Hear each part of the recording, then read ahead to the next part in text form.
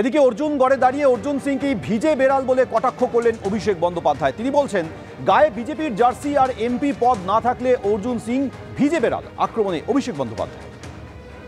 আমরা অর্জুন সিংকে দলে নিয়েছিলাম, আপনারা প্রশ্ন করতেই পারেন যে তাহলে আপনারা অর্জুন সিংকে দলে নিলেন কেন? আমরা এটা প্রমাণ করার জন্য দলে নিয়েছিলাম যে অর্জুন সিং এর গায়ে যদি বিজেপির জার্সি আর এমপি পদটা না থাকে, অর্জুন সিং বিড়াল তৃণমূলে ছিল, খাঁচা বন্দী হয়েছিল, ব্যারাকপুরে কোনো জায়গায় কোনো অশান্তি করতে পারেনি। 2022 থেকে 22-23 যে 2 বছর অর্জুন সিং তৃণমূলে ছিল, কোনো জায়গায় কোনো দুর্ঘটনা, কোনো নৈরাজ্য, কোনো গুন্ডামি, রাজানি, গাজোয়ারি, মস্তানি করতে দিইনি।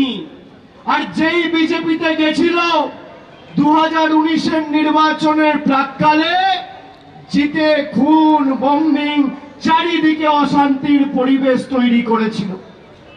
তৃণমূল, বিজেপি, কংগ্রেস, সিপিএম, নির্দল এসব পরে হবে, আগে মানুষের জীবন বেঁচে থাকার অধিকার, লড়াইয়ের সংগ্রাম। মানুষ থাকলে সব হবে।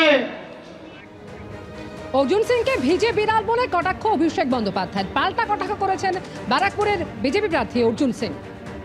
কি ক্লিয়ার করবো? আপনি জানেন না এখানে শের কে আছে? তো আছি। এদেরকে ঘরে ঢুকিয়ে দেওয়ার একমাত্র আমি লোক, এখানকার মানুষের সমর্থন। এরা পুলিশের ক্ষমতা নিয়ে এরা রাজনীতি করে। আমরা পুলিশের বিরোধিতা করে রাজনীতি করি কেন? মানুষকে নিয়ে আমরা রাজনীতি করি।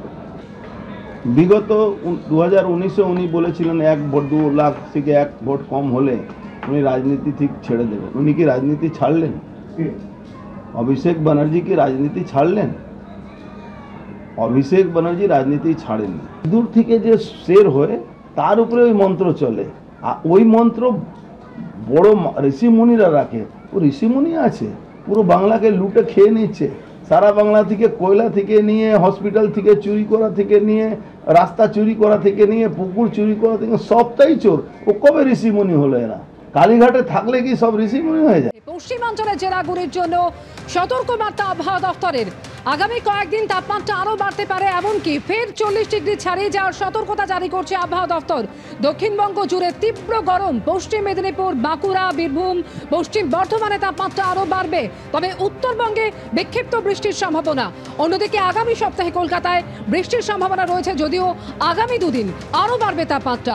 আর রবিবার বীরভূম, বর্ধমান, ঝাড়গ্রাম সহ 6 জেলায় বৃষ্টির সম্ভাবনা রয়েছে।